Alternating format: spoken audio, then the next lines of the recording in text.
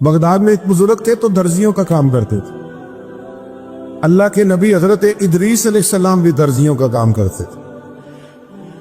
خوش ہوئے نا ہم بات سن کے. پیشہ کوئی بھی برا نہیں, ایک برا ہے وہ ہے ہاتھ پھیلانا. اس کے علاوہ کوئی پیشہ برا یہ برا نہیں, یہ ہاتھ پھیلانا برا ہے.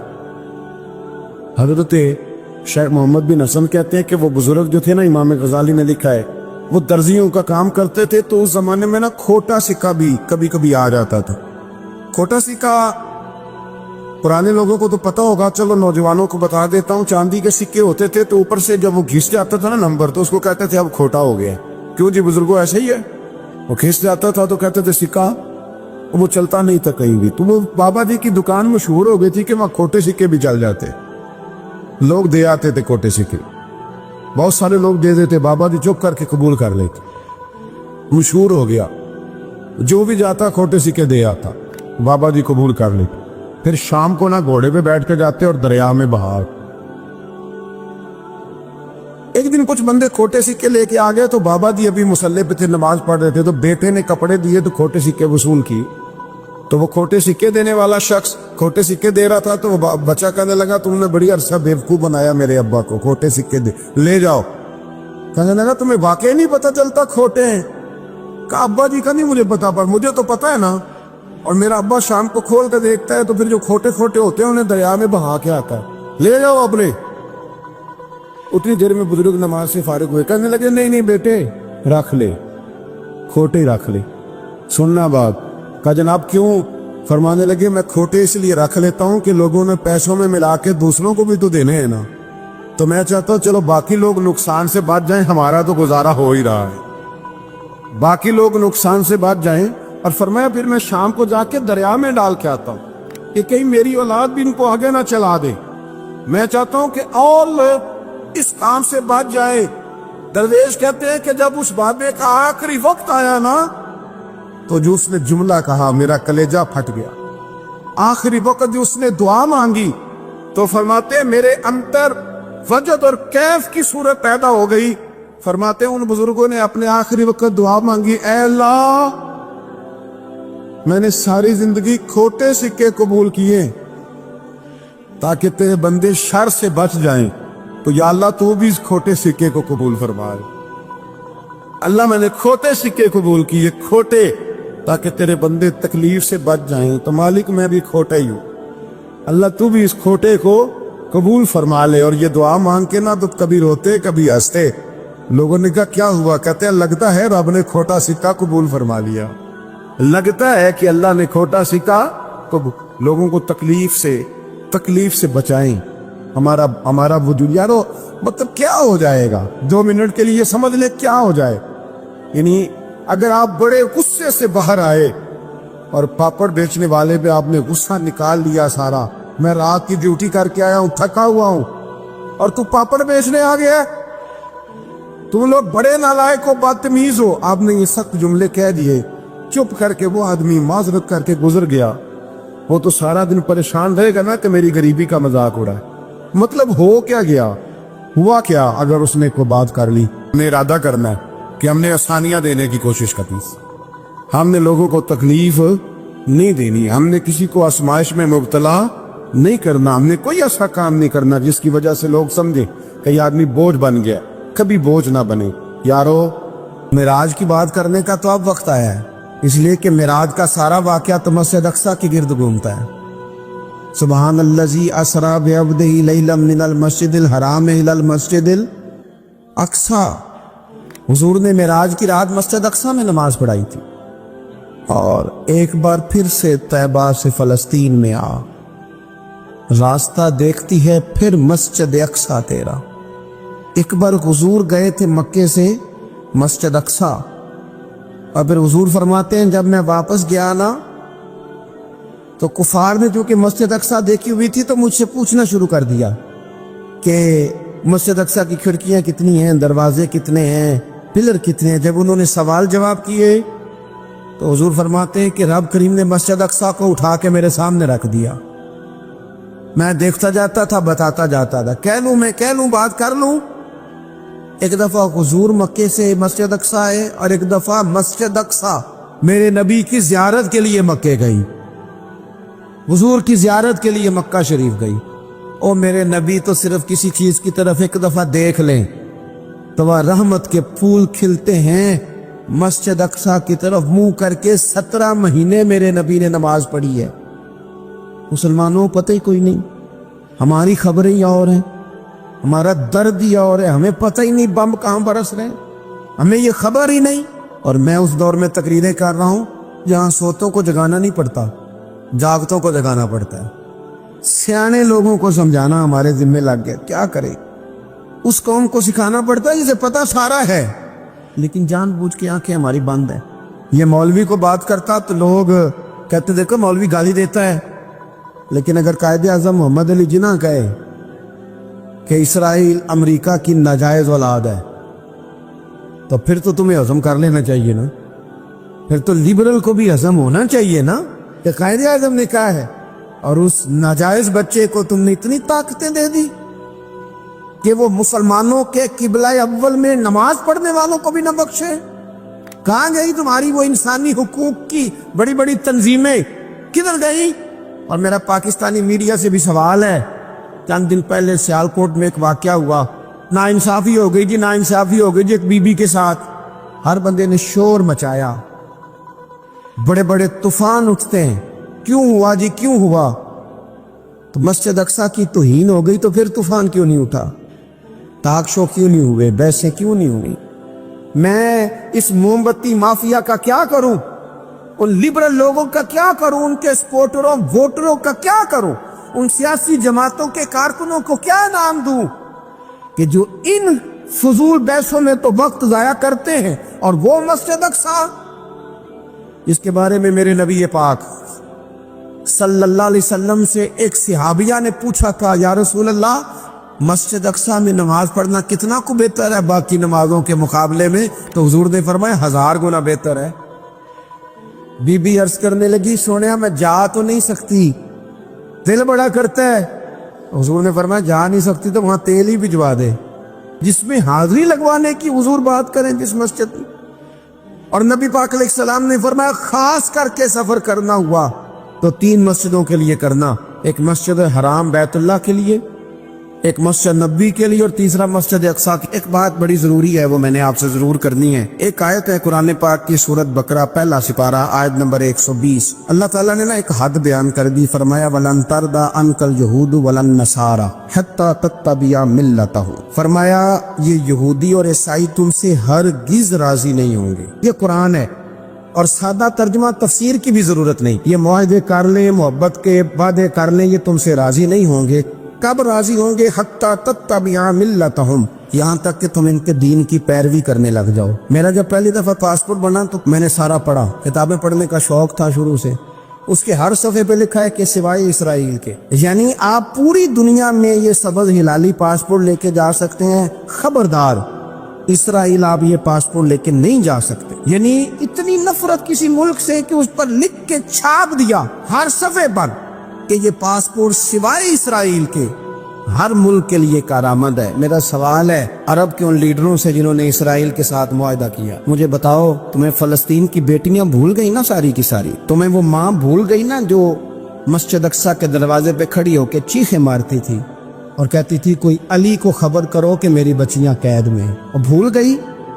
تمہیں وہ بہن بھول گئی نا جس پر شراب کی بوتل انڈیڑتے تھے اسرائیل کے فوجی؟ وہ آپ کو ابھی بھی ویڈیو مل جائے گی، وہ انڈیلتے تھے شراب کی بوتلوں سے، پکڑتے تھے، دست درازی کرتے تھے، اور وہ بیٹی کہتی تھی یا رحمت للعالم۔ بھول گیا تمہیں وہ سارا کچھ؟ تم نے 1 منٹ لگایا اور تم معاہدہ کس سے کروا رہے ہو؟ امریکہ کے صدر سے؟ اتنا ظلم کیا تم نے، اتنا قاتل کے ساتھ معاہدہ؟ کیا سمجھتے ہو فلسطین والوں کا کوئی والی وارث نہیں؟ سنو، میرے رسول کریم صلی اللہ علیہ وسلم نے فرمایا میرا کوئی مالدار امتی دنیا سے چلا جائے، پیسے جائیدادیں چھوڑ کے جائے تو اس کی اولاد میں بانٹ دینا، لیکن اگر اس کے ذمہ قرضہ ہو تو میرے پاس آ جانا، میں اپنے امتی کا قرض ادا کروں گا۔ جس کا کوئی وارث نہیں ہوتا، مدینے والا اس کا وارث ہوتا ہے، میں قرض دوں گا اپنے امتی کا۔ کیا سمجھتے ہو فلسطینی لاوارث ہے؟ صبح قیامت نبی پاک تم سے سوال کریں گے، تمہیں اللہ کے حضور حاضری دینی ہے۔ کیوں نہیں صلح کرتا اسرائیل فلسطین کے ساتھ؟ لبنان کے ساتھ دوستی کیوں نہیں کرتا؟ شام سارا کٹ گیا اسرائیل کی وجہ سے۔ رات تمہیں خیال آیا ان کے ساتھ معاہدہ کرنے کا؟ ہمیں سبق پڑھاتے ہو خدا سے ڈرو۔ اور پھر اقبال کہتے ہیں مسلمانوں سے مایوس نہ ہونا، حکمرانوں سے زیادہ امیدیں بھی نہ لگانا۔ وہ جو چھوٹے چھوٹے لوگ نکلے تھے نا صحرا سے، بظاہر غریب تھے، بظاہر ان کے پاس مال نہیں تھا، وہ خالد بن ولید جیسے، وہ سعد بن ابی وقاص جیسے، بظاہر ان کے پاس زیادہ اسلحہ نہیں تھا۔ اقبال کہنے لگے مایوس نہ ہونا، یہ نہیں کہنا بن کچھ نہیں سکتا۔ فرمانے لگے رات میں نے سنا ہے فرشتے آپس میں باتیں کر رہے۔ واہ اقبال، تیرا بھی انداز کتنا نرالا ہے۔ کہنے لگے رات فرشتے آپس میں باتیں کر رہے تھے، میں نے سن لی ہیں۔ بھلا وہ کیا کہہ رہے تھے؟ یہ سارے لوگ نا خالد بن ولید، سعد بن ابی وقاص، یہ صحرا کے رہنے والے، اور اس وقت کی سب سے سپر پاور روما کہلاتی، الٹ پلٹ کے رکھ دی ساری رومی سلطنت۔ تو اقبال کہنے لگے رات فرشتے آپس میں باتیں کر رہے تھے کہ سنا ہے پاکستان کے، ہندوستان کے مسلمان جوان مایوس ہو گئے۔ کہنے لگا نہ مایوس ہونا، نکل کے صحرا سے، جس نے روما کی سلطنت کو الٹ دیا تھا، نکل کے صحرا سے۔ گرمی دیکھو اس شعر کی، ولولہ دیکھو اس مرد کا جو مصور پاکستان ہے، نکل کے صحرا سے جس نے روما کی سلطنت کو الٹ دیا تھا، سنا ہے میں نے یہ قدسیوں سے، وہ شعر پھر ہوشیار ہوگا۔ وہ کل باتیں کر رہے تھے کہ بہت سارے ان میں سے پھر جاگ گئے اور بڑی جلدی وہ بلاک بنائیں گے۔ سنا ہے میں نے یہ قدسیوں سے کہ وہ شعر پھر ہوشیار ہوگا، وہ آئے گا میدان میں، نکلے گا۔ لوگ بیچارے عقیدتوں اور محبتوں کا خراج دیتے رہیں گے، لیکن وہ حصل ما فی الصدور، جب قیامت میں پردہ کھلے گا، وہ قیامت میں پردہ کھلے گا۔ میں نے کہا تھا کچھ جمعے پہلے، پھر بات دہراتا ہوں، ایک درویش شخص ہیں، وہ کہتے ہیں میں زندگی میں کبھی نہیں کام پا، پر ایک طوائف مجھ پہ راشا طاری کر گئی۔ طوائف کہتے ہیں میں نے جبہ کبہ پہنا تھا، طوائف میرے پاس سے گزر رہی تھی، تو میں نے اس کو کہا کہ بچے باز آ جا، اللہ اللہ کیا کر، چھوڑ دے۔ تو اس نے نقاب آگے کر لیا، کہنے لگی بابا میں تو آپ کی بات پر عمل کروں گی، پر ایک جملہ کہنے کی اجازت ہے؟ تو میں نے کہا بیٹی کہہ لو۔ تو کہنے لگی بابا میں تو جو نظر آ رہی ہوں نا وہی ہوں، جو نظر آتی ہوں وہی کہلاتی ہوں، تو بتا تو جو کہلاتا ہے وہ جو نظر آتا ہے وہی کہلاتا ہے کہ کچھ اور بھی ہے؟ تو کہلاتا کچھ ہے اور بنا ہوا ہے کچھ اور، تو بھی دیکھ کے تو وہی ہے جو تو کہلاتا ہے۔ کیا حساب نہیں دینا لوگوں نے؟ باہر نہیں آئیں گی یہ ساری چیزیں؟ اتنا بڑا دھوکہ، اور کوئی چیز نہیں ملی استعمال کرنے کو۔ جب الیکشن آیا تو اسلام زندہ باد، جب الیکشن آیا تو اسلام زندہ باد، اور اس کے نام پہ ووٹ اور اس کے نام پہ سارا کچھ۔ اور جب تھوڑا سا اللہ تعالیٰ خیر فرمائے حالات بدل گئے، 2-3 سیٹیں مل گئی، تو پھر کسی بھی حکومت کے پاس جا کے 2 وزارتیں لے لی۔ میرے پاس بھی لوگ آتے رہتے ہیں، ہماری قوم کو سب کو سیاستدان بنا دیا گیا ہے۔ اس طرح سیاستدان کا کوئی پتہ نہیں نا کس پارٹی کا ہے، اس طرح عوام کا بھی اب یہ سارا نفاق ان لوگوں نے برپا کیا، یہ ان لوگوں نے لوگوں میں بات اچھالی ہے۔ لوگ بھی اس کو بھی کہہ دیتے ہیں تیرے ساتھ ہیں، اس کو بھی کہہ دیتے ہیں۔ کیا کریں ان کے شر سے بچنے کے لیے ایسا کرتے، ورنہ شر پھیلاتے ہیں لوگ۔ ایک صاحب میرے پاس آ گئے، اب جب آپ کے پاس کوئی شخص آتا ہے تو آپ دروازہ تھوڑی بند کر سکتے ہیں۔ آ گئے ملنے کے لیے، انہوں نے آ کے نہ موبائل نکالا، کہنے لگے 100 سے زیادہ تقریریں ہیں آپ کی تقریر سنے بغیر میں سوتا نہیں، آئے سیاسی مقصد کے لیے، میں آپ کی تقریر سنتا ہوں۔ میں نے کہا اللہ آپ کو جزائے خیر دے، مجھے تو پوری دنیا سے لوگ کہتے ہیں تقریر سنتا ہوں، چلے مہربانی ہے، مجھے تب فائدہ جب کوئی تقریر سن کے اثر بھی کرے، تو چلے خیر آپ کہہ رہے ہیں تو اچھی بات ہے۔ انہوں نے اس پر اور تھوڑا زور دینا شروع کیا، تو کئی دفعہ نا تکلیف ہوتی ہے کہ یار آپ کیا سمجھتے ہیں سامنے والا پاگل ہے، بیوقوف ہے، اور جو ساتھ لے کے آنے والے ہوتے ہیں وہ بھی خیال نہیں کرتے ہم کیا کہہ رہے ہیں۔ آپ پاگل سمجھ رہے ہیں سامنے والے کو کہ آپ جھوٹی تعریف کریں گے سامنے والا مان جائے گا؟ ڈرنا چاہیے اللہ تعالیٰ سے۔ یہ بڑی تقریر، وہ جو آپ نے ایک موقع پہ کہا تھا، میں نے اسے کہا، میں نے کہا صاحب آپ نے 10 دفعہ کہا ہے تو میں نے سن لیا ہے، لیکن مجھے 1% بھی خوشی نہیں کہ آپ مجھے سنتے۔ یہ کام آپ الیکشن کے بعد آ کے میرے ساتھ کرتے تو مجھے بڑی خوشی ہوتی، مجھے تسلی ہوتی کہ آپ واقعی مجھے سنتے ہیں۔ یہ کیا بات ہوئی؟ پتہ نہیں اب آپ کس کس کو جا کے یہ کہیں گے، کس کس کے ساتھ آپ یہ زاویہ نگاہ لگائیں گے، جو تجھے دیکھ کے پھر کسی اور کو بھی دیکھے، جو تجھے دیکھ کے پھر کسی اور کو بھی دیکھے۔ تماشائی ہے وہ، طالب دیدار نہیں۔ تو میں نے کہا آپ تماشائی بن کے نہ آئے، مہربانی فرمائے، جائیں کہیں اور جا کے۔ کیا سمجھا لوگوں نے؟ جس طرح کا موڈ آئے گا، جس کے ساتھ آپ جائیں گے۔ اب تو اتنا ماحول عجیب ہو گیا، پہلے کو کسی بزرگ سے ملتا تھا نا، کسی کو نیک سمجھ کے تو کہتا تھا حضرت میرے لیے دعا کرنا، اب کو ملتا تو کہتا حضرت جی اونا دیکھا جی تہاڈی سیلفی لینی ہے۔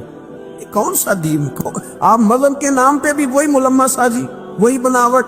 تو جب راز کھلے گا، وَحُصِّلَ مَا فِي الصُّدُورِ، جب سینوں کی چیزیں باہر آئیں، میں کہتا ہوں آج راز کھل جائے، مشکل ہو جاتا ہے، لوگ وضاحتیں دیتے پھرتے۔ جب قیامت میں راز کھلیں گے، سب سے پہلے دیندار شخص کو دیکھنا چاہیے۔ میرے نبی پاک علیہ السلام نے فرمایا سب سے پہلے جہنم میں ریاکار عالم دین کو ڈالا جائے گا، عالم کو سب سے پہلے دوزخ میں ڈالا جائے گا، اس لیے کہ اس نے اپنا قد اونچا کرنے کے لیے دین کو ٹیشو پیپر بنایا تھا۔ یہ تو بات ہو گئی دینداروں کی۔ ایک سیاستدان نے نعرہ لگایا، اس نے کہا روٹی دوں گا، کپڑا دوں گا، مکان دوں گا۔ ایک بعد میں پھر آ گیا، اس نے کہا تحفظ دوں گا۔ ایک تیسرا آ گیا، اس نے کہا میں فلاں کر دوں گا۔ آتے رہے لوگ، بیچارے مجبور ہیں، پریشان ہیں۔ ہمارے ملک میں پی ایچ ڈی کرنے کے بعد لوگوں نے چائے کے ڈھابے بنائے ہوئے ہیں، لوگ آزمائش کا شکار ہیں۔ کدھر جائیں؟ سیاستدان کے پیچھے لگ گئے، لوگوں نے نعرے بھی لگائے، لوگوں نے اپنی جیب سے پوسٹر بھی اس کے بلوا کے چسپاں کیے، ساری اس کے پیچھے لوگ لگ گئے۔ اب ہمیں تو نہیں نہ پتا تھا کہ وہ تو غریبوں کے جذبات سے کھیل کر اپنا قد اونچا کرنے جا رہا ہے، وہ تو ہوس اقتدار کا پجاری ہے، وہ تو صرف اسی کے لیے لوگوں کے جذبات سے کھیل رہا تھا۔ اس نے تو اتنے زبردست نعرے اس لیے سکھائے تھے کہ لوگ میرے پیچھے لگ جائیں، کسی کی مجبوری کا نام لے کے اسے پیچھے لگا کے پھر وہ اپنے ذاتی مفادات لینا چاہتا تھا۔ اللہ فرماتے ہیں دنیا میں تو دھوکہ دے لے گا، پر وَحُصِّلَ مَا فِي الصُّدُورِ، میں راز کھول دوں گا۔ ایک حدیث سنانے لگا جو آپ نے رٹ کے یاد کرنی ہے، کر لیں گے انشاءاللہ؟ بولیے، سارے کہیے انشاءاللہ کر لیں گے یاد ماشاءاللہ سے۔ سنیں، ابو داؤد شریف میں، ترمذی میں حدیث ہے، نبی پاک علیہ السلام نے فرمایا کچھ لوگوں کی پشتوں پر اللہ قیامت میں جھنڈے گاڑ دے گا۔ پشت ہوتی ہے نا، پشت، مقعد، سرین، اس پر اللہ جھنڈا گاڑ دے گا، وجود کے ساتھ لگا دے گا۔ حدیث صحیح عرض کر رہا ہوں، حضرت انس بن مالک رضی اللہ تعالیٰ عنہ حدیث کے راوی ہے، فرمایا جھنڈا پشت کے ساتھ گاڑ دیا جائے گا، اونچا جھنڈا ہوگا قد سے۔ تو لوگ سارے کہیں گے یا اللہ یہ کون ہے، کون ہے یہ؟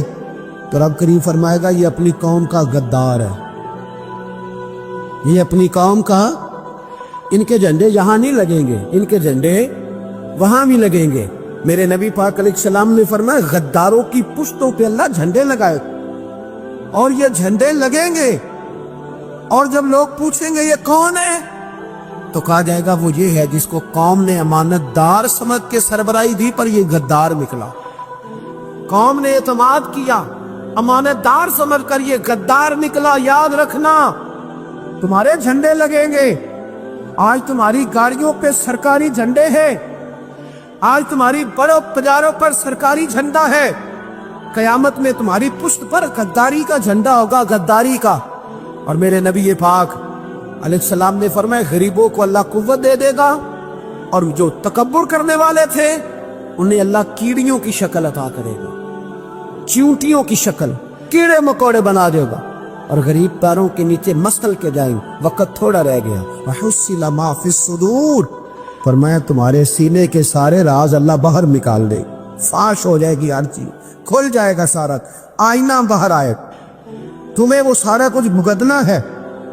کتنے بادشاہ گزرے آپ کے ملک میں، کتنوں کی قبروں پہ لوگ فاتحہ پڑھنے جاتے ہیں، کتنے ہیں جن کا اب نام ہوتا ہے، تصویریں لگی ہوئی ہیں پارلیمنٹ میں، اس سے زیادہ کوئی شے؟ ختم ہو گئی بات، کدھر گئے ہمارے تو نوجوانوں کو یاد بھی نہیں۔ کیا کسی نے کمال کر لیا وزیر اعظم بن کے؟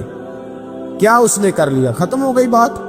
خدا را جو آپ ہیں آپ وہی بیان کریں، دھوکہ نہ دیں، ورنہ یہ رات جب کھلے گا، میرے نبی پاک علیہ السلام نے فرمایا بہت بڑا تاجر قیامت میں اللہ کی بارگاہ میں کھڑا کیا جائے، اللہ اس کے بچوں کو بھی بلائے گا، کہے گا تمہیں پتہ ہے تمہارا مال حرام ہے، ناجائز ہے، تمہارے باپ نے دھوکے سے کمایا ہے، تو نبی پاک علیہ السلام نے فرمایا، امام سیوطی نے حدیث لکھی ہے، نبی پاک فرمانے لگے وہ اولاد اپنے باپ پہ مقدمہ کر دے گی، وہ جن کو دیا گیا نا کہ وہ والا پلاٹ بھی تیرا، وہ والا بھی تیرا، وہ والا بھی، وہ مقدمہ کر دے.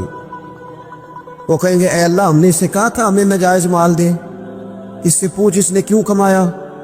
میرے مصطفیٰ کریم علیہ السلام فرماتے ہیں احد پہاڑ کے برابر اس کی نیکیاں ہوں گی، لیکن جرم یہ ہوگا کہ کمائی حرام تھی، تو اللہ کریم ان بچوں کے مقدمے کی وجہ سے باپ کو جہنم میں داخل کر دے گا.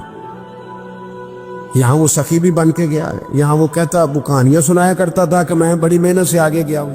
وَحُصِّلَ مَا فِي الصُّدُورِ، میں تمہارے سینوں کی چھپی چیزیں راز کھول دوں، راز فاش ہو، تمہیں ہر چیز دیکھنی پڑے گی. میرے رسول پاک علیہ السلام کی ایک حدیث بڑی انفرادی ابن حجر نے لکھی، میں تو اس حدیث کو پڑھ کے میں نے کتاب بند کر دی. میں نے کہا اللہ انہیں معاف کرے.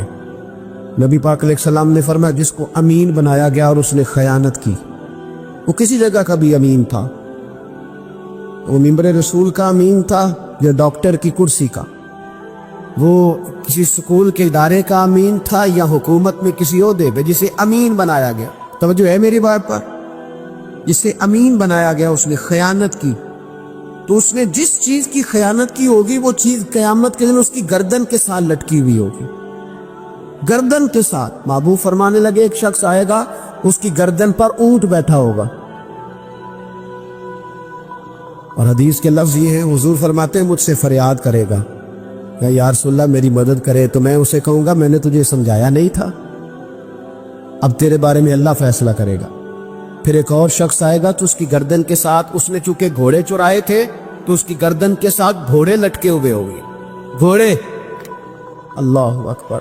تو وہ فریاد کرے گا حضور میری مدد کرے. ذرا یہ چیزیں بھی جاگ کے سنا کریں. آپ شفاعت رسول کے موضوع پر نعرے لگاتے ہیں، پہلے یہ بھی تو دیکھیں نا حضور سفارش کریں گے کس کی، اس پر بھی ذرا غور فرمائیں. وہ جو سبحان اللہ ماشاءاللہ والا عنوان ہوتا ہے اس پہ کہتے ہیں ماشاءاللہ جی آج تو پتہ چل گیا جنتی ہیں. وہ بھائی جنت کی سڑک پہ بھی تو چڑھنا ہے کہ نہیں، وہ رستہ بھی اختیار کرنا ہے کہ نہیں، کہ آپ کا خیال یہ ہے کہ آپ کو ہیلی کاپٹر کے ذریعے جنت میں ڈال دیا جائے، کچھ کرنا نہ پڑے. عزیز بھائی میرے نبی پاک علیہ السلام فرمانے لگے کچھ لوگ ایسے ہوں گے کہ ان کی گردنوں کے ساتھ بکریاں ممنا رہی ہوں گی، گدھے ہنہنا رہے ہوں گے. فرمایا وہ فریاد کریں گے تو میں کہوں گا تمہیں سمجھایا نہیں تھا. اور پھر حضور فرماتے ایک شخص آئے گا جس کی گردن کے ساتھ اژدہا بندھا ہوگا، اس کے منہ کو ڈسے گا تو وہ کہے گا اسے پیچھے ہٹاؤ، اور پھر اس سے کہے گا اژدہے سے تو ہے کون، تو وہ کہے گا میں تیرا وہی مال ہوں جسے تجوری میں سنبھال کے رکھتا تھا، آج میں تیری گردن سے لپٹ گیا ہوں تو کہہ رہا ہے پیچھے ہٹ جا. بھائی راز کھلے گا، آپ یقین کریں اچھے لوگوں کے جب راز کھلیں گے قیامت میں تو موج لگ جائے گی. راز صرف بروں کے نہیں کھلیں گے، اچھے لوگوں کے بھی راز ہے. توجہ ہے میری بات پر؟ حضرت اویس کرنی بھی آئیں گے جو ساری زندگی راز میں رہے.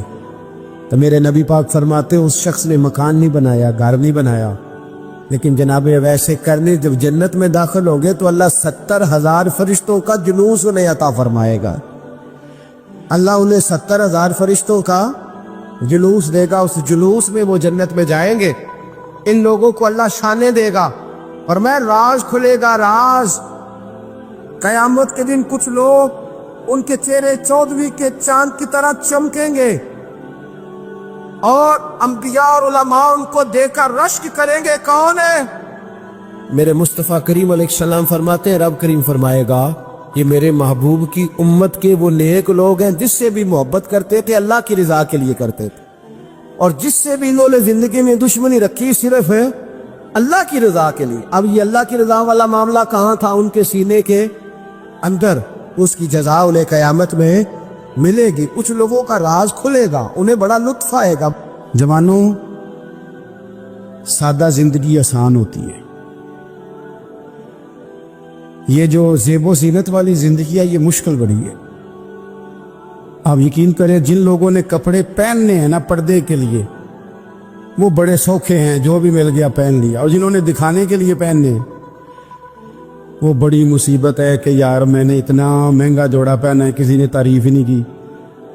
کوئی تعریف کر دے تو پھر کہتے ہیں دیکھا نا آنکھیں چندھیا گئی نا دیکھ کے، اور نہ کرے تو کہتے ہیں جل ہی گیا ہے پورا. ایک جملہ نہیں بول سکا، چونکہ مزاج ہے نا. یہاں جو آدمی کھیت سے اٹھ کے آیا ہے نا چارہ کاٹتا، تو اس کو جہاں بھی موقع ملے گا اس نے بیٹھ جانا ہے، جمعہ پڑھنا، نکل جانے. اور جس بچے نے 4-5 ہزار بالوں والوں کو دیا نا، سیدھے کر دے ذرا میرے، وہ بڑا پریشان ہے کہ میں نے اتنی محنت کی ہے کسی بندے نے دیکھا بھی نہیں. سادہ زندگی آسان ہوتی ہے، بندہ سوکھا رہتا ہے. اور جو تکلفات والی زندگی ہے، لوگ تعریف کریں، لوگوں سے کچھ، وہ مشکل ہے. حضرت مولا علی اتنی حکمت، اتنی دلیری، اتنے بڑے آدمی، لیکن ایک دن نا نبی پاک صلی اللہ تعالی علیہ وسلم کو پتہ چلا کہ حضرت فاطمہ زہرا میں اور جناب علی میں کسی بات میں رائے کا اختلاف ہوا ہے. تو حضرت علی ناراض ہو کے چلے گئے. حضور ڈھونڈنے نکلے، یہ بخاری میں موجود ہے. سرکار ڈھونڈنے نکلے تو دیکھا کہ حضرت علی نا مسجد نبی کے ساتھ ننگی زمین پر ایک چادر بچھائی تھی. تو وہ جب سوئے حضرت علی تو آپ نے کروٹیں بدلی تو چادر بھی تھوڑی سی رکھ گئی. تو سارے کپڑوں کو مٹی لگی ہوئی ہے اور آرام سے حضرت مولا علی شیر خدا آرام کر رہے ہیں. میں جوانوں آپ سے کہتا ہوں، یہ زندگی سوکھی ہوتی ہے. میں نے کھیت کی وٹ پہ، بننے پہ، کھیت کے کنارے پہ کسان سوتے ہوئے دیکھے ہیں، اور میں نے 1.5 کروڑ کی گاڑی میں نفسیات کے ڈاکٹر کے پاس بیٹھا وہ شخص دیکھا ہے جو کہتا ہے پتہ نہیں کیا بات ہے، نیند کیوں نہیں آتی. وہ زندگی آسان ہے، اس میں تھکاوٹ ہوئی. بندہ سو گیا جہاں جگہ میں نہیں، سو گیا اور کچھ تڑپ رہا ہے کیونکہ وہ عادی ہو گیا ہے. یہ 2 منٹ کے لیے بند ہو گیا ایسی، تو وہ گیا. حضرت علی وہاں آرام سے، سارے کپڑوں کو مٹی لگی ہے. میں مولا کائنات کی بات کر رہا ہوں، میں شیر خدا کی بات کر رہا ہوں، میں اسد اللہ کی بات، امام المشارق والمغارب کی بات کر رہا ہوں. حضرت مولا علی اور زمین پہ، سنگیو زمین پہ آرام سے سو رہے ہیں. میرے محبوب گئے اور جا کے فرمایا، یا ابو تراب، او مٹی والے اٹھ جا. کپڑوں کو مٹی لگی تھی نا، مٹی والے اٹھ جا. لفظ کیا، یا ابا تراب، او مٹی والے.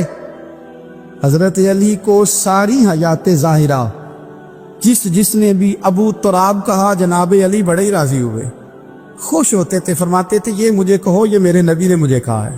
اور مٹی والے اٹھ جا. آپ کی زندگی کی جو سادگی ہے، میں آپ سے عرض کروں، ہمارے تکلفات ہمارے اپنوں کو بڑا پریشان کرتے. ایک دماغ وہ ہوتا ہے جو جہاں بٹھاؤ بیٹھ گیا، تو بوڑھا سسر بھی سکون میں ہے، سانس بھی آرام. اور ایک وہ ہے کہ جو ہر بات میں بگڑتا ہے کہ یہ چادر میرے شایان شان تھی جو بچھائی ہے، پتہ نہیں ہے میں کون صاحب ہوتا ہوں، تم نے میری مرضی کے مطابق فلانا کام نہیں کیا. آپ یقین کریں، سسر بیچارہ ادھار پکڑتا پھرتا ہے کہ داماد صاحب آ رہے، ہر بات میں رٹا، ہر بات میں جھگڑا. میرے پاس سنگی دور دراز سے آتے ہیں تو میں دیکھتا ہوں کہ اپنا لہجہ ہے. تو کچھ لوگ اتنے میٹھے، اتنے پیار والے آتے ہیں کہ یوں محسوس ہوتا ہے کہ جیسے ان کے لیے آپ کو کوئی تکلف کرنے کی ضرورت نہیں. اور کچھ ایسے ہیں کہ آپ کو سرانے کھڑے ہونا پڑتا ہے کہ جناب کی چائے جلدی لے آئیں. مزاج نازنی پہ بات چیزیں گراں گزرتی. تو بھائی جب آپ سادہ اور آسان ہو جاتے ہیں تو آپ دوسروں کے لیے بھی دشواری کم پیدا کرتے ہیں. حضرت علی شیر خدا کہتے ہیں بھوک لگ گئی تھی، بھوک بڑی لگ گئی اور حالات غربت کے تھے، آزمائش تھی. تو فرماتے ہیں کہ میں نے سوچا مزدوری نہ کر لیں. ہم کیا کرتے ہیں، جو زیادہ غریب ہے وہ مانگ لیتا ہے، جو درمیانے طبقہ ہے کا وہ ادھار لے لیتا ہے. حضرت مولا علی نے کیا فرمایا؟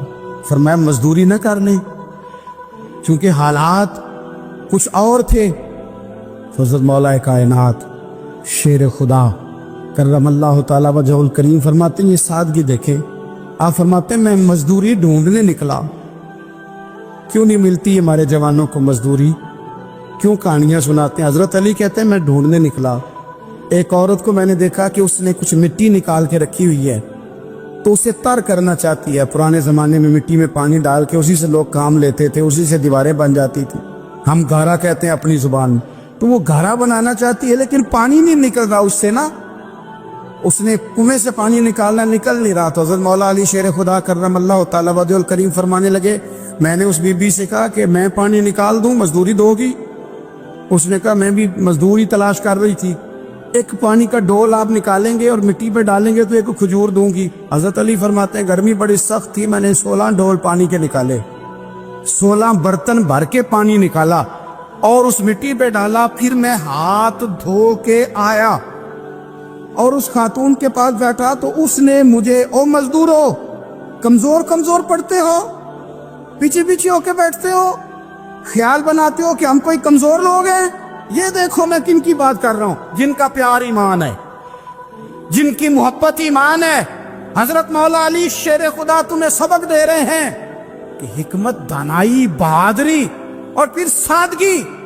मुझसे कई दफा लोग पूछते हैं आपके वालिद साहब, तो मैंने कभी झिझक के नहीं बताया, नहीं मेरे अब्बा प्रोफेसर नहीं थे, मेरे अब्बा पीर नहीं थे, मेरे वालिद साहब जो थे वो आलिम नहीं थे, लेकिन मुझे फख्र है जब उनका इंतकाल हुआ और मैंने गुस्ल दे रहा था तो उस वक्त भी उनके हाथों पे छाले थे, इसलिए कि वो मजदूर थे, वो मेहनत करते थे। उन्होंने जेबें काट के रोटी नहीं खाई, उन्होंने हमें जो कमा के खिलाया है वो मेहनत और मजदूरी का है। मैं नाज से कहा करता हूँ अल्हम्दुलिल्लाह मैं किसान का बेटा हूँ, मैं उसका बेटा हूँ जो धरती का सीना चीर के अनाज उगाते थे। और मैंने देखा है कि जब बड़ोले में मेरी अम्मा गंदम भरने लगती तो मेरे वालिद साहब फरमाते, तियां तियानियां दा हिस्सा भी कट लई, गरीबां दा भी कट लई, फुलां दा भी, कि फुलां आदमी दी गंदम ऐद की थोड़ी हुई है, वो 2 बोरियां उधर भी भेजनी है। तो वो जो गरीबी की सखावत थी और वो जो सादगी की सखावत थी, उसके अंदर जो रानाई थी और उसके अंदर जो जज्बा और शौक था, मजदूर का बेटा पीछे पीछे जाता है और वो घबरा के जिंदगी गुजारता है। तुम्हें तो सार उठा के जीना चाहिए, इसलिए कि हजरत मौला अली शेर खुदा कहते हैं, मैं मजदूरी करके खजूरें कमा के लाया, और ला के ना तो मैंने अकेले नहीं खाई वो, क्योंकि कहत का दौर था, हालात और थे। फरमाते ला के हुजूर को पेश की। मैंने कहा हुजूर ये खजूरें हैं। तो करीम ने पूछा कहाँ से आई हैं? मैंने अर्ज की हुजूर भूख बड़ी लग रही थी तो मजदूरी के लिए निकला, तो एक औरत ने अपने मिट्टी को पानी लगाना था तो मैंने मेहनत करके ये 16 खजूरें खाई हैं। तो कहते हैं हुजूर जमीन पे बैठे थे, मुझे भी साथ बिठा लिया, खजूरें हमने वहां रख ली, बड़े शौक से मीठी मीठी बातें भी होने लगी। ये तो जो लोग रोज खाते हैं ना गोश्त, वो तो नखरे करते हैं, कहते हैं वो जनाब ये चीज मुझे हजम नहीं होती, कोलेस्ट्रॉल है फलान, पीछे ले जाओ पीछे। लेकिन कभी आप दोपहर को मजदूर को रोटी खाते देखें, और जिस तरह हाथ धोता है और पोने को अचार लग जाता है सारा जो वो बांध के लाया होता है, और लेकिन जब वो खा के खाना अचार के साथ आसमान की तरफ देखता है, लफ्जों में नहीं, क्योंकि लफ्ज तासीर से बनते हैं, तलफ्फुज से नहीं। अहले दिल आज भी हैं अहले जुबान से आगे। वो जो लहजे से रब का शुक्र अदा करता है तो उसकी आंखों की रोशनी बताती है कि जो इसने खाया है इसने रब का शुक्र भी सही करके अदा किया है। फिर उठ के काम। तो हजरत मौला अली शेर खुदा कहते हुजूर ने मुझे वहीं बिठा लिया और रगबत से खजूरें खाने लगे। ऐसा कोई महबूब कहीं होगा न कहीं है, देखो बैठा है चटाई पे मगर अर्श नशी है, और मिलता नहीं कौनैन को क्या क्या तेरे दर से एक लफ्ज नहीं है जो तेरे लब पे नहीं है। अपनी जिंदगी में ये 3 बातें अपनाएं।